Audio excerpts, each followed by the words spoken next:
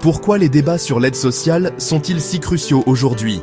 Parce qu'ils touchent à la fois à notre portefeuille, à notre cohésion sociale et à notre avenir collectif. Ce n'est pas qu'une question de chiffres, mais de vie, de choix politiques et de valeurs. Entrons dans le vif du sujet.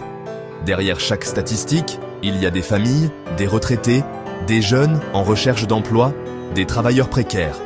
Par exemple, en France, près de 13 millions de personnes bénéficient d'une forme d'aide sociale, qu'il s'agisse du RSA, des allocations familiales ou de l'aide au logement.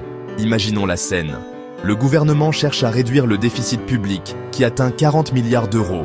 Une des pistes évoquées, réduire l'aide sociale aux étrangers, estimée à environ 9 milliards d'euros par an. Sur le papier, cela semble une solution rapide et efficace. Mais la réalité est bien plus complexe. Les économistes, comme Thomas Piketty, rappellent que couper ces aides pourrait coûter à l'État jusqu'à 150 milliards d'euros en perte de revenus, de consommation et de productivité. Selon une étude de l'INSEE, chaque euro investi dans l'aide sociale génère jusqu'à 1,5 € de retombées économiques. Ce n'est pas juste rater la cible, c'est risquer d'aggraver la situation économique et sociale. Et qu'en est-il du côté humain? Pour beaucoup, l'aide sociale est un filet de sécurité indispensable. Écoutons le témoignage de Fatima, mère de 3 enfants, bénéficiaire de l'APL. Sans l'aide au logement, je ne pourrais pas payer mon loyer. Ça me permet de travailler à mi-temps et de m'occuper de mes enfants. Couper l'aide ne touche pas que les bénéficiaires directs, cela crée des ondes de choc dans toute l'économie locale. Les commerçants, les propriétaires, les services publics en ressentent aussi les effets. Les travailleurs étrangers, souvent ciblés par ces mesures, perdent des impôts, cotisent à la sécurité sociale et occupent des emplois essentiels dans le bâtiment, la santé ou la restauration. Selon l'OCDE, ils contribuent chaque année à hauteur de 12 milliards d'euros aux finances publiques françaises. Face à ces annonces, la société réagit. Certains descendent dans la rue, furieux. D'autres proposent des alternatives. Écoutons un citoyen engagé. On ne peut pas résoudre le déficit sur le dos des plus fragiles. Il faut chercher des solutions plus justes. Parmi les pistes évoquées, rétablir l'impôt sur la fortune, supprimé en 2018, ou taxer les méga-dividendes à 20%.